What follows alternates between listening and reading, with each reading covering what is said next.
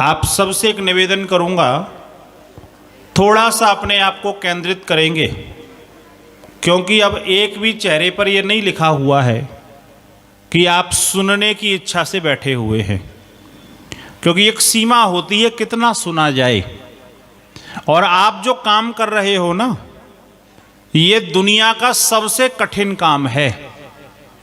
दुनिया में सबसे सरल काम अपनी बात दूसरों को सुनाना, और दुनिया का सबसे कठिन काम दूसरों की बात सुनना। कितनी विषम परिस्थिति, जबकि बेटा पिता की नहीं सुनना चाहता, पति पत्नी आपस में एक दूसरे की नहीं सुनना चाहते। आजकल लड़ाई तो इसी बात की है ना कि कोई किसी की सुनने को तैयार नहीं है। और जब व्यक्ति सुनता नहीं है ना, तो स्थिति क्या बनती है। पिछले दिनों इंग्लैंड की घटना मैंने पढ़ी। वहां 85 वर्ष की एक महिला ने अपने पति के खिलाफ तलाक का मुकदमा दायर किया। अब जज साहब के सामने जब मुकदमा गया, तो जज साहब ने पूछा, अरे मां एक बात बता, पूरी जिंदगी तूने निकाल दी, हाथी तो सारा निकल गया, अब पूंछ पूंछ बची हुई है, तो ये 85 वर्ष की अवस्था में तलाक देने की तुझे क्या सूझी। तो पत्नी ने कहा कि इस आदमी के साथ मैं नहीं रहूंगी, ये बहुत दुष्ट आदमी है, इससे दुष्ट व्यक्ति इस धरती में कोई नहीं मिलेगा। जज ने कहा, बताओ तो आखिर ऐसी क्या परेशानी है, ये क्या परेशानी पैदा करते हैं। तो पता है उसका उत्तर क्या था। वो ये कहती है कि जब इनको मुझे कोई बात कहनी होती है, डांटना होता है, सुनाना होता है, तो ये बड़े आराम से सुना देते हैं, लेकिन जब मेरा कुछ कहने का मन होता है, नंबर आता है, और मेरा मन होता है कि मैं इनका जवाब दूं, तो कान की मशीन निकाल के एक तरफ रख देता है। मेरी बात ये सुनने को ही तैयार नहीं है। ऐसे आदमी के पास मुझे नहीं रहना है।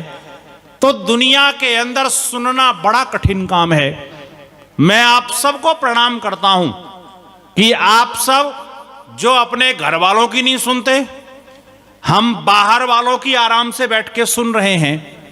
तो थोड़ा सा अपने आप को जागृत करेंगे, सचेत करेंगे, और वेद की उस दुनिया में हम चलने का प्रयास करेंगे जहां पर भजन के माध्यम से हमारे आदरणीय पंडित जी ने और उपदेश के माध्यम से पूज्यपाद स्वामी जी ने हमको छोड़ा।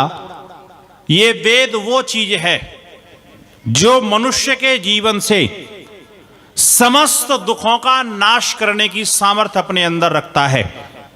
मैं निवेदन किया करता हूं, भगवान को यह पता था कि मनुष्य के जीवन में दुख के 4 ही कारण हो सकते हैं, और आप कभी तलाश करके अपने जीवन में देखना, दुखों के ये 4 कारण ही आपको मिलेंगे। वो 4 कारण कौन से हैं। एक का नाम अविद्या है। अगर जीवन में अज्ञान होगा तो आपको सुखी इस धरती में कोई नहीं कर सकता। वेद से प्रश्न पूछा गया कि इस मनुष्य का सबसे बड़ा दुश्मन कौन है, तो वेद ने कहा कि अविद्या ही सबसे बड़ा दुश्मन है। और इसीलिए ऋषि दयानंद को एक वाक्य लिखना पड़ा कि अविद्या का नाश और विद्या की वृद्धि करनी चाहिए। एक नियम उन्होंने बनाया। कारण क्या है, वो जानते हैं कि अविद्या होगी, ये मनुष्य सुखी नहीं हो सकता है। इसीलिए दक्षिण भारत के एक बहुत प्रसिद्ध संत हुए, त्रिवल्लुवर उनका नाम था। त्रिवल्लुवर अपने जीवन की डायरी में लिखते हैं कि ऐ दुनिया के लोगों, आप गरीब माता पिता के यहां, अनपढ़ माता पिता के यहां पैदा हुए, इसमें आपका कोई दोष नहीं है। पूर्व जन्म के कर्म थे, व्यवस्था मिल गई। लेकिन अगर कोई व्यक्ति अनपढ़ और गरीब माता पिता के यहां पैदा होकर के अनपढ़ और गरीब होकर के मर जाता है, तो वो कहते हैं दुनिया में इससे बड़ा अपराध कोई नहीं है। हम गरीब माता पिता के यहां पैदा हुए, हमारे बस में नहीं था, लेकिन गरीब और अनपढ़ होकर के इस धरती से मर करके नहीं जाना है, क्योंकि अविद्या, मूर्खता, अज्ञानता होगी, जीवन के अंदर कष्ट आएंगे। एक छोटा सा उदाहरण ले लीजिए। एक कमरे के अंदर मुझे आपको बंद कर दिया जाए और चारों ओर अंधेरा ही अंधेरा हो, और हमसे यह कह दिया जाए कि यहां खाने के सारे पदार्थ हैं, देखने के लिए टीवी भी लगी हुई है, गर्मी पड़ रही है तो एसी है, ठंड पड़ रही है तो हीटर लगा हुआ है, सारे बिस्तर लगे, सब समुचित व्यवस्था है, मनोरंजन के सारे साधन हैं, लेकिन अंधेरा चारों तरफ है और हमें और आपको कमरे में बंद कर दिया। अब हमें प्यास भी लग रही है, भूख भी लग रही है, कुछ मनोरंजन भी करना है, गर्मी भी लग रही है, लेकिन चारों तरफ अंधेरा है और हमको यह नहीं पता कि स्विच कहां पर लगा हुआ है। अब हम बैठे हुए हैं तो यहां पर जो हमको गर्मी की, भूख की, प्यास का जो कष्ट हो रहा है, यह किस कारण से हो रहा है? क्योंकि हमको प्रकाश करने का बटन नहीं पता है, अज्ञानता है, इसलिए पदार्थ होते हुए भी दिखाई नहीं दे रहे हैं। भगवान जानता था दुनिया में सारे सुख की सामग्री दे दूंगा, लेकिन अगर इसके अंदर अज्ञानता होगी तो ये इन पदार्थों का उपयोग न कर पाएगा। इसलिए भगवान ने पहला वेद ऋग्वेद दे दिया और उसके अंदर ज्ञान भर दिया, तृण से लेकर के और ईश्वर पर्यंत समस्त ज्ञान दे दिया। कहा एक काम करना, दुनिया में विचरण करोगे, जब समझ में ना आए क्या करूं क्या ना करूं, ऋग्वेद के पास में जाना, ज्ञान का अर्जन करना और अपने जीवन की अविद्या का नाश करना। लेकिन आगे बढ़कर के किसी व्यक्ति के पास ज्ञान हो, बहुत योग्य हो, उसको सारी चीजें पता हो, कमरे में कौन सी चीज कहां रखी हुई है, कौन सी बटन कहां से चालू होगी, लेकिन उसके जीवन के अंदर अकर्मण्यता आ जाए, निकम्मापन आ जाए, वो आलसी हो जाए, सारे पदार्थ सामने रखे हैं, लेकिन सोचे कौन उठे, कौन बटन दबाए, कौन खाए।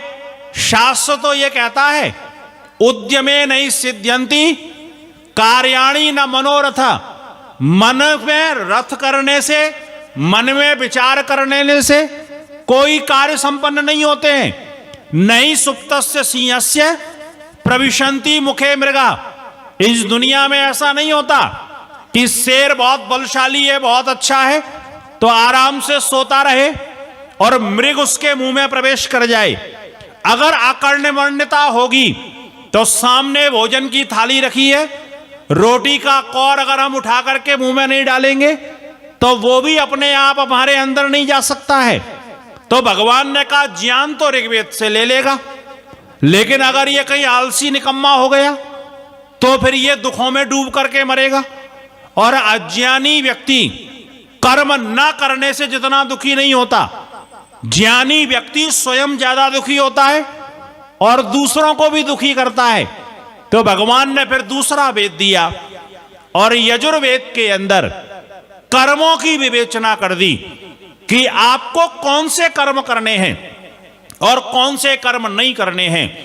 भगवान की यह विशेषता है, वेद में उसने विधि और निषेध दोनों दे दिए कि ये काम करना और ये काम मत करना, ये करोगे तो लाभ होगा और ये करोगे तो हानि होगी। और एक प्रेरणा भी चलते चलते दे दी, कुर्वन्ने एव कर्माणि जिजीविषेक्षतम समा, कि यह धरती के लोगों अगर 100 साल जीने की इच्छा करते हो, अभी जिए नहीं, जीने की इच्छा भी अगर करते हो तो कैसे जीना? कुर्वन्ने एव कर्माणि, कर्मों को करते हुए 100 वर्ष जीना, निकम्मे निठल्ले होकर के मत जीना। ये मत कहना अजगर करे ना चाकरी और पंछी करे ना काम। दास मलुका कह गए सबके दाता राम, हमको करने की कोई जरूरत नहीं है। ऐसा नहीं है कर्म तो करने ही पड़ेंगे। तो पूछा कर्म कैसे करें?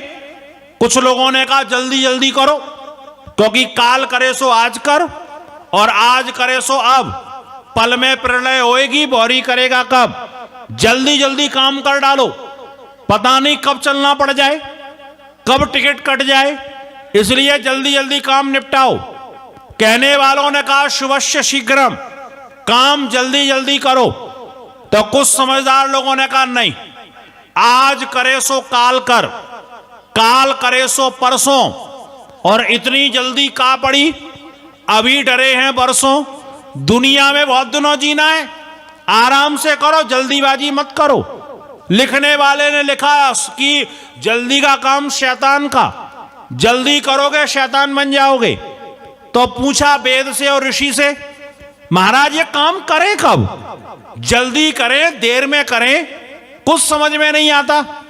तो ऋषि ने मानो वेदों का सार लेकर के और यजुर्वेद का वो सार आर्य समाज के 5वें नियम में स्पष्ट कर दिया। और ऋषि ने वहां लिख दिया कि ध्यान रखना, काम ना तो जल्दी करना और ना ही देर में करना। तो कब करना? तो उन्होंने पंक्ति दी, सब काम धर्मानुसार, अर्थात सत्य और असत्य को विचार करके करना। जब काम करने के लिए चलना तो वहां दो चीजें देख लेना, क्या सत्य है और क्या असत्य है। सत्य जल्दी करोगे तो भी सुख देगा, देर में करोगे तो भी सुख देगा, और गलत काम जल्दी कर लो तो भी दुख देगा, देर में करोगे तो भी दुख देगा। वेद ने कहा कर्म करना, लेकिन असत्य की ओर मत चलना, सत्य युक्त जीवन के अंदर कर्म करना। और निर्देशित कर दिया यजुर्वेद के अंदर, दृष्ट्वा रूपे व्याकरोत। परमेश्वर ने इस दुनिया में दो प्रकार के विभाग बनाए। जब इस दुनिया को बनाया तो सत्य और असत्य के रूप में विभक्त किया कि क्या आपके जीवन के लिए आवश्यक है और क्या आपके जीवन के लिए अनावश्यक है। इन दोनों की विवेचना वहां पर दे दी। पर स्मरण रखिए, आपके पास ज्ञान हो, आपके पास कर्म हो, इन दोनों से काम नहीं चलने वाला है। एक तीसरी चीज की भी जरूरत होती है। आपके पास ज्ञान हो, आपके पास कर्म हो, तो आपको सुख तो मिल सकता है, आपको शांति तो मिल सकती है, लेकिन एक तीसरा पदार्थ और होता है जिसको तृप्ति कहा जाता है। सुख शरीर को मिलता है, शांति मन में मिलती है। कई बार होता है शरीर के सुख के सारे साधन हैं, गाड़ी है, कार है, बंगला है, सारी चीजें हैं, लेकिन आदमी का मुंह उतरा हुआ है। पूछना जी क्या कपड़े चाहिए? बोले नहीं कपड़े तो बहुत है। भोजन चाहिए? बोले इतना भोजन है खाया ही नहीं जा रहा। बोले घर चाहिए? बोले जी घर भी बहुत बड़ा है। बोले कार चाहिए? बोले वो भी सब कुछ है। बोले फिर चेहरे में 12 क्यों बज रहे हैं? बोले मन में ठीक नहीं लग रहा है। जीवन के अंदर सुख और शांति, इन दोनों में ये अंतर करना सीखिए। सुख मिलेगा आपके शरीर को और शांति मिलेगी आपके मन को। आप यजुर्वेद और ऋग्वेद का ज्ञान, यजुर्वेद का कर्म अगर ये ले लेंगे तो आपके जीवन में शांति भी आ जाएगी, आपके जीवन में सुख भी आ जाएगा। लेकिन इतने से तो मनुष्य का काम नहीं चलता है। एक चीज और चाहिए होती है जिसका नाम होता है तृप्ति। ये तृप्ति कैसे आएगी? ये तृप्ति आएगी ईश्वर की आराधना करने से। और ईश्वर की आराधना कहां पर होगी? तो आपको सामवेद के अंदर जाना पड़ेगा। और सामवेद देकर के भगवान ने कहा ज्ञान हो, कर्म हो, लेकिन ज्ञान और कर्म से पूर्णता तब आएगी जब तुम्हारे जीवन में उपासना होगी। और जैसे ही उपासना प्रवेश करेगी तो व्यक्ति के मुंह से एक शब्द निकलता है, जो पाना था वो पा लिया। प्राप्तम प्रापणीयम भवति, आनंदम प्राप्य आनंदी भवति। अब मुझे दुनिया में कुछ नहीं चाहिए। ये स्थिति आपकी बनेगी जब वो सामवेद की उपासना आएगी, जब आपके जीवन में आएगा उपवरे गिरीणाम संगमे च नदीनाम धिया विप्रो अजायतः। जब आप पर्वतों की कंदराओं में, जिस समय नदियों के किनारे संतों के समीप में बैठेंगे और आपके ज्ञान के सारे मार्ग प्रशस्त हो गए होंगे, आपके कर्म सुकर्म के रूप में परिवर्तित हो गए होंगे, आपकी आत्मा स्वच्छ और पवित्र हो गई होगी, आपने अपने कुसंस्कारों को दग्ध भी जला करके नष्ट समाप्त कर दिया होगा, तब आपके जीवन में एक अमर तत्व आएगा जिसका नाम है तृप्ति। ये तृप्ति आपको सामवेद की उपासना के द्वारा आएगा। लेकिन भगवान जानते थे ज्ञान भी हो, कर्म भी हो, उपासना भी हो, तब भी मनुष्य के जीवन में एक खालीपन रहेगा, क्योंकि मनुष्य का एक स्वभाव है नव नव गुण रागी प्रायशः सर्वलोका। मनुष्य पुराने में अपना गुजारा नहीं करता है, इसको हर समय नया नया चाहिए। सोच करके देखिए, एक बच्चा एक खिलौने से खेल करके पूरा बड़ा नहीं हो पाता है। आप उसको बहुत महंगा खिलौना ला करके दो और ये सोचो ये मजबूत भी है, ये टिकाऊ भी है, अब मेरा बच्चा 10 वर्ष तक खेल करके इससे बड़ा हो जाएगा। नहीं होगा। वो 2 दिन 4 दिन के बाद में उसको उठा करके एक तरफ फेंकेगा, नए खिलौने की डिमांड करेगा। मनुष्य पुराने में नहीं जी सकता है। पशुओं को देखिए, वो पुराने में अपना गुजारा कर लेते हैं। आपने शेर को देखा होगा, आज से 1000 साल पहले जैसी गुफा में रहता था आज भी वैसा ही रहता है। चूहा लाखों साल पहले जैसा बिल खोदता था आज भी वैसा ही बिल खोदता है। लेकिन हम और आप आज से 200 साल पहले जैसे कपड़े पहनते थे, क्या आज वैसे ही कपड़े पहनते हैं? आज से 500 साल पहले जैसे घर में हम रहते थे, क्या आज भी वैसे ही घर में रहते हैं? हमको नया नया चाहिए, भोजन में नया चाहिए, वस्त्रों में नया चाहिए, सुविधाओं में नया चाहिए, व्यवस्थाओं में नया चाहिए। परमेश्वर जानता था इस मनुष्य को नया नया चाहिए, तो नए के लिए फिर क्या करना पड़ेगा? बोले विज्ञान की इसको जरूरत पड़ेगी, नए नए अन्वेषण, नई नई खोजें ये करेगा।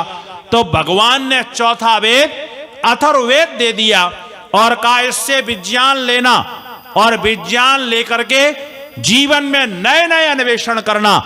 आप देखेंगे अगर ज्ञान होगा, कर्म होगा, उपासना होगी और विज्ञान आपके जीवन में होगा, तो आपके जीवन से दुखों का नाश हो जाएगा। और इन्हीं दुखों का नाश करने के लिए ऋषि दयानंद को एक अमर वाक्य बनाना पड़ा।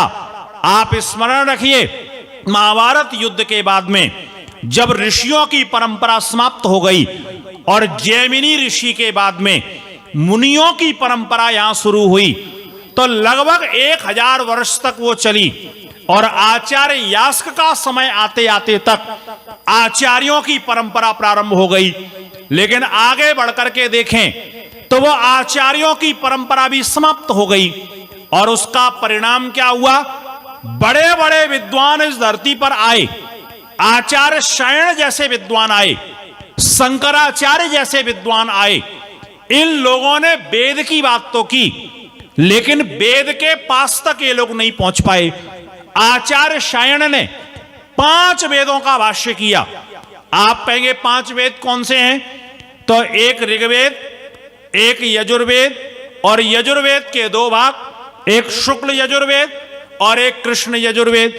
तो आचार्य शयन ने जहां वेदों का भाष्य किया, उपवेदों का भाष्य किया, ब्राह्मण ग्रंथों का भाष्य किया, आरण्यकों का भाष्य किया, व्याकरण पर भी धातु पाठ पर लिखा, वो इतना बड़ा विद्वान। लेकिन जब वेद की व्याख्या प्रारंभ करता है तो वो ये मानता है कि वेद ईश्वर का ज्ञान है, वेद के अंदर सारी अच्छी वस्तुएं हैं, सब सत्य विद्याओं की पुस्तक है। लेकिन जब उपसंहार करने के लिए चलता है तो एक पंक्ति लिख करके चला जाता है। जब उससे पूछा महाराज ये वेद क्या है, तो वो कहता है ये वेद कुछ नहीं है, केवल कर्म कांड की पुस्तक है, यज्ञ करने और करवाने की पुस्तक है। इसके अलावा इस वेद में और कुछ नहीं है। जब यहां पर शंकर आए तो शंकर से पूछा गया, महाराज ये वेद पढ़ कौन सकता है? तो उन्होंने कहा, स्त्री और शूद्र को वेद पढ़ने का अधिकार नहीं है। अब आप कल्पना करके देखिए, जिस दिन इस धरती पर यह नियम आया कि स्त्रियां और शूद्र वेद नहीं पढ़ेंगी, तो एक ही कलम से इस पूरी धरती की स्त्रियां अर्थात 50% आबादी को वेद से अलग कर दिया गया। अब 50% में आप देखें तो 12.5% ब्राह्मण, 12.5% क्षत्रिय, 12.5% वैश्य और 12.5% शूद्र। तो 12.5% शूद्रों का भी निषेध कर दिया। अब बचे कितने? 37.5%। अब 37.5% में से 12.5% लोगों को जो वैश्य थे उनको ये कहा गया, तुम वेद के चक्कर में कहां पढ़ोगे? तुम तो 2 दूनी 4 और 4 दूनी 8 और 8 दूनी 16 के चक्कर में पढ़ो। 2 के 8 कैसे बनाए जाए, ये जुगाड़ देखो। डंडी कैसे मारी जाए, ये हाथ में सफलता देखो। कैंची घुमाते घुमाते कैसे कपड़ा बचा लिया जाए, इसमें दिमाग लगाओ। तुम वेद पढ़ने में कहां दिमाग लगाते हो? तब वो जो 12.5% वैश्य थे उन्होंने भी छोड़ दिया। जब क्षत्रियों की बारी आई तो उनसे कहा कि तुम तो लड़ाई झगड़ा देखो, लड़ना झगड़ना वेद पढ़ के क्या होगा? वहां पर तलवार चलाना सीखो, बंदूक चलाना सीखो, घोड़ा चलाना सीखो, गाड़ी चलाना सीखो, वहां पर शक्ति बढ़ाओ, पहलवानी करो। ये वेद पढ़ने में कुछ नहीं रखा। 12.5% क्षत्रिय भी चले गए। अब 12.5% ब्राह्मणों का दायित्व रहा कि तुम वेद पढ़ोगे। और परिणाम वहां पर क्या हो गया पता है कि 12.5% में से 6% ऐसे निकल गए जो शराबी और कबाबी निकल गए, जिनको वेद से कोई लेना देना नहीं था। अब 6% लोग पढ़े लिखे और 94% लोग अनपढ़। अब आप कल्पना करके देखिए, 94 आदमी 6 को बनाएंगे या 6 94 को बनाएंगे? तो इन्होंने 6% को भी अपने में मिला लिया और वेद को एक तरफ रख दिया और ये उड़ा दिया गया। बोले जी वेद को तो शंकासुर लेकर के चला गया, ज्यादा काम की चीज थी नहीं, यज्ञ करने करवाने की पुस्तक थी। लेकिन जब ईश्वर की कृपा हुई और 19वीं शताब्दी के अंदर वो महामानव जब गुजरात से चल करके आया, कभी वो हिमालय पर्वत पर चढ़ता है, कभी अलकनंदा नदी को पार करता है, कभी लोगों के पत्थर खाता है, कभी कोई उसको जीवन के अंदर विष दे देता है, कोई तलवार लेकर के मारने के लिए आता है। इन सारी जगह चौनों के बीच में आकर के और उसने दुनिया के उन विद्वानों को ललकारने का प्रयास किया। ये ऋषि दयानंद की शक्ति और सामर्थ्य थी, जिन्होंने आचार्य शयन जैसे विद्वानों को, महीधर जैसे विद्वानों को चैलेंज दिया लेकर के, और उन्होंने कहा स्मरण रखना ये वेद केवल कर्मकांड की पुस्तक नहीं है। तो क्या है? तो उन्होंने लिखा वेद सब सत्य विद्याओं की पुस्तक है, वेद के अंदर सारी सत्य विद्याएं हैं। कहा महाराज इसको पढ़ेगा कौन? 2 विद्वानों का उत्तर एक ही नियम के अंदर दे दिया, आचार्य शयन को खारिज कर दिया। कहा वेद केवल कर्मकांड की पुस्तक नहीं है, वेद सब सत्य विद्याओं की पुस्तक है। आचार्य शंकर कहते हैं वेद केवल स्त्री और शूद्र नहीं पढ़ेंगे, अन्य पढ़ेंगे। उन्होंने उसको खारिज किया और कहा सुनो, वेद का पढ़ना, पढ़ाना, सुनना, सुनाना सब आर्यों का परम धर्म है, सब कोई इसको पढ़ेगा। बोले महाराज कौन वेद को पढ़ेगा? तो गृहस्थी लोग खड़े हुए, बोले महाराज ऐसा है, हमको बड़ी समस्या है, हम नमक मिर्ची धनिया में लगे, हम परिवार के खर्चों में लगे, हम पैसा कमाएं या हम वेद पढ़ने के लिए जाएं? तो ऋषि ने कहा तुमको कौन कहता वेद पढ़ने के लिए? वेद पढ़ेंगे ब्रह्मचारी लोग, जो युवा हैं, जो विद्यार्थी हैं, जिनकी बुद्धि काम करती है। अब तुमसे ना तो मंत्र याद होगा, कौन सी धातु, कौन सा प्रत्यय, कौन सा उपसर्ग, कहां व्यत्यय हुआ, क्या अर्थ निकलेगा, तुम्हारी बुद्धि में घुसेगा नहीं। ये तो जो नई बुद्धि होगी, जो युवा होंगे, ब्रह्मचारी होंगे, वो वेद को पढ़ने का काम करेंगे। कहा महाराज ये फिर पढ़ाएगा कौन? तो कहा पढ़ाने का काम वानप्रस्थी लोग करेंगे, जिनके पास ज्ञान भी होगा और जिनके पास अनुभव भी होगा, अनुभवात्मक ज्ञान से पढ़ाएंगे। हमारे यहाँ पहले नियम था 8 और 60 वाला घर में नहीं रह सकता है। 8 वाला गुरुकुल पढ़ने के लिए चला जाए और जितने 60 वाले हैं वहां पढ़ाने के लिए चले जाएं। कितनी सुंदर व्यवस्था थी, क्योंकि ये नियम है, एक छत के नीचे 2 बाप नहीं रह सकते हैं, और 2 बाप रहेंगे तो झगड़ा निश्चित ही होना है। ऋषियों ने जुगाड़ कर दी, जैसे ही आपके बेटे का बेटा हो तो क्या करो, काफिर वन की ओर चल दो, वहां पर जा गुरुकुल में पढ़ाओ, आश्रमों का काम करो, समाज का काम करो, परिवार के दायित्वों को छोड़ो। अब आप कहें जी घर छोड़ के कहां चले जाएं? आप कहीं घर छोड़ करके मत जाओ, आप अपने घर में रहो, लेकिन 10 दिन आप घर को देते हैं तो 20 दिन आप समाज को देने का प्रयास कीजिए। निकल जाइए आप समाज के बच्चों के बीच में। आप अगर अध्यापक हैं, आप निःशुल्क कक्षाओं में पढ़ाओ जिन लोगों को विद्या की आवश्यकता है। आप डॉक्टर हैं, आप अपने वो कमाई के धंधे छोड़िए, आप लोगों की निःशुल्क चिकित्सा कीजिए। आप जिस योग्य हैं वो काम आप आश्रमों में, समाजों के अंदर करना प्रारंभ कर दीजिए। तो कहा जितने वानप्रस्थी ये पढ़ाने का काम करेंगे, कहा जी ये वेद को सुनाएगा कौन? कहा ये जो सन्यासी लोग हैं जिन्होंने पुत्तेषणा, वित्तेषणा, लोकेषणा सब छोड़ दी, जिनके जीवन के अंदर निश्चयात्मक ज्ञान हो गया, जिनका ज्ञान हिलने डुलने वाला नहीं है, जो अथर्वा की भांति स्थिर हो गए हैं, ये लोग वेद को सुनाने का काम करेंगे। तो गृहस्थी बड़ा खुश हो गया, बोले ब्रह्मचारी पढ़ेंगे, वानप्रस्थी पढ़ाएंगे, सन्यासी सुनाएंगे, हम आनंद से रहेंगे। ऋषि ने कहा छोड़ूंगा तुमको भी नहीं। बोले महाराज हम पढ़ नहीं सकते। बोले मत पढ़ो। बोले जी हमने जब पढ़ा ही नहीं तो पढ़ाएंगे कहां से? बोले मत पढ़ाओ। बोले जब पढ़ाया नहीं तो सुनाएंगे कहां से? बोले मत सुनाओ। तो बोले फिर हम क्या करेंगे? बोले तुम सुनने का काम करो, तुम सुनो उसको, अगर कुछ नहीं कर सकते हो। पूरे समाज को लेकर के ऋषि ने वेद के साथ में जोड़ दिया। पर दुर्भाग्य देखिए, ऋषि ने कहा वेद का पढ़ना, पढ़ाना, सुनना, सुनाना सबका परम धर्म है, लेकिन हम आर्यों ने पता है क्या किया? हमने थोड़ा सा संधि विच्छेद कर दिया। ऋषि ने पढ़ना लिखा था ना, हमने उसको थोड़ा अलग कर दिया और उसको क्या बना दिया? पढ़ना, सुनना, सुना ना को हमने उस ना को अलग कर दिया। अब जब अलग कर दिया तो स्थिति क्या बनी?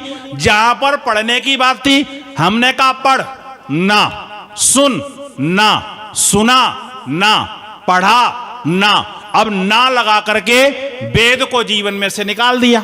अब जब वेद को जीवन से निकाला तो स्वामी जी अभी कह रहे थे ना, जहां पर वेद नहीं होगा वहां पर वेदना तो आएगी ही आएगी, क्योंकि वेदना शब्द जो है ना वो खुद ही बताती है मैं जाति कहां पर हूं। बोले कहां पर? बोले वेदना को अलग अलग कर दो, वेद ना। अगर वहां पर पढ़ ना होगा तो वेदना तो आने ही वाली है, वहां पर वेदना तो प्रवेश करने ही वाली है। अगर दुखों से बचना चाहते हो तो वेद के पास में आना। और मैं एक निवेदन किया करता हूं कि अगर आपके घर के अंदर आपने वेदों को स्थापित नहीं किया तो आप अपने घरों में वेदों को जरूर स्थापित करें। और मैं तो यह भी निवेदन किया करता हूं, आपके घर में एक छोटा सा पुस्तकालय जरूर बना करके रखिए। आप कहेंगे जी कौन पढ़ेगा? मैं निवेदन आपसे करूं, आपके घर में कई सारी चीजें ऐसी हैं जो आपके किसी काम की नहीं है, लेकिन फिर भी घर के अंदर आपने उसको रखी हुई है। और पुस्तकालय अगर बनाएंगे तो कोई बहुत बड़ा खर्च नहीं आने वाला है। केवल कितना खर्च आएगा? आपके घर के अंदर एक पदार्थ होता है जिसको हम लोग फ्रिज कहते हैं। अगर सबसे छोटा वाला फ्रिज भी लेने के लिए आप जाएं तो 10 से 15 हजार रुपए का खर्चा आता है। 10 से 15 हजार रुपए में आपके घर में 4 वेद, 4 उपवेद, ब्राह्मण ग्रंथ, आरण्यक ग्रंथ, 11 उपनिषदें, 6 शास्त्र, 6 उपांग, रामायण, महाभारत, गीता, ऋषि दयानंद का समग्र ग्रंथ आपके घर में बड़े आराम से आ सकता है। आपको इसलिए स्थापित करना है। एक छोटा सा उदाहरण सुन लीजिए और अपनी बात को मैं समाप्त करूं, समय समाप्त हो रहा है। होशंगाबाद के पास में अगर आप कभी गए हो तो होशंगाबाद और इटारसी के बीच में एक छोटा सा स्टेशन है पवारखेड़ा। पवारखेड़ा में एक ये कृषि का बहुत बड़ा विश्वविद्यालय है और वहीं पर चूंकि वहां आदिवासियों का सारा इलाका है, तो वहां पर ये पादरी लोग बहुत तत्परता के साथ में अपना काम करते हैं। तो वहां पर एक पादरी जो था, उससे मेरी दोस्ती हो गई, और दोस्ती इस बात को लेकर के हुई, पादरी ने ये सोचा कि मैं इसको ईसाई बना लूं, और मेरे दिमाग में ये था कि इसको मैं आर्यसमाजी बना दूं। हालांकि वो बना दोनों में से कोई कुछ भी नहीं, ना मैं उसको बना पाया ना वो मेरे को बना पाया। तो जब उठना बैठना हुआ, तो एक दिन मैं उससे मिलने के लिए गया, तो क्या देखता हूं कि वो अपनी कार में बैठ करके कहीं निकलने के लिए तैयार है। उसने देखा, बोले आचार्य जी अभी तो नहीं बैठ पाऊंगा, कुछ लोग इंतजार कर रहे हैं, बहुत जल्दी में जाना है। मैंने कहा मैं भी बस इधर से निकल रहा था इसलिए आ गया। मैंने कहा फिर बैठेंगे। मैंने झांक करके देखा बंधुओं, तो उसकी गाड़ी में पीछे बाइबल हिंदी के अनुवाद में भरी हुई थी, बहुत सारी पुस्तकें बाइबल की भरी हुई थी। जब उन पुस्तकों को मैंने देखा, तो मैंने एक प्रश्न पूछा। मैंने कहा जी एक बात बताओ, इनका आप क्या करने वाले हो? तो बोले गांव गांव में जाकर के बांटूंगा। तो मैंने, जो सामान्य रूप से सब लोग कहते हैं, मैंने कहा बांटोगे तो पढ़ेगा कौन, कौन इनको रखेगा? तो पता है उसका उत्तर क्या था? बोले जी अगर मैं 1000 पुस्तकें बांटूंगा तो क्या ऐसा भी नहीं होगा कि इसमें से 100 आदमी पढ़ें? मैंने कहा 1000 में से 100 तो पढ़ लेंगे। और बोले क्या ऐसा नहीं होगा कि 500 लोग इस पुस्तक को अपनी अलमारी में ले जाके रख दें? मैंने कहा यह भी संभव है। तो वो कहता है मेरी पुस्तकों को एक भी आदमी ना पढ़े। आप योजना उस व्यक्ति की देखिए, उन लोगों की योजनाओं को समझिए। वो कहता है एक भी व्यक्ति पुस्तक ना पढ़े, लेकिन केवल इतना है मेरी इस पुस्तक को अपनी अलमारी में ले जाके रख दे। मैंने कहा उससे क्या होगा? बोले जो बुढ़ा ले जाकर के रखेगा, 2, 4, 5 साल के बाद जब वो मर जाएगा, मरने के बाद जब उसके बच्चे उसकी पेटी या अलमारी को खंगालेंगे वसीयत के कागज ढूंढने के लिए, और उस समय जब उसकी पेटी में से बाइबल निकलेगी, तो उनके बच्चों का क्या संस्कार बनेगा कि मेरा दादा बाइबल को मानने वाला था, मेरे पूर्वज बाइबल को मानने वाले थे, तो हमारा प्रचार अपने आप हो गया। आप क्यों नहीं सोचते हैं कि हमारे घरों में वेद होना चाहिए? जब अपने बच्चों को आप वसीयत लिख करके जाएं, तो उसमें वेद उनको दे करके जाएं। आपके जब अलमारी में से वेद निकलेंगे, तो आपकी आने वाली पीढ़ी ये कहेगी कि मेरा बाबा वेदों को मानने वाला था, मैं वेद के अनुसार अपने जीवन को चलाऊंगा। इसलिए निवेदन आपसे है, वेद के जितने नजदीक जाएंगे आपके जीवन के दुखों का नाश होगा। परमपिता परमेश्वर ने ये अमरवाणी हम सबको दी है। कहने को बहुत कुछ है, मैं कहता जाऊं, आप सुनते चले जाएं, लेकिन समय की अपनी मर्यादा है, मुझे रुकना होगा। इन्हीं शब्दों के साथ आप सबका बहुत बहुत धन्यवाद, बहुत बहुत आभार।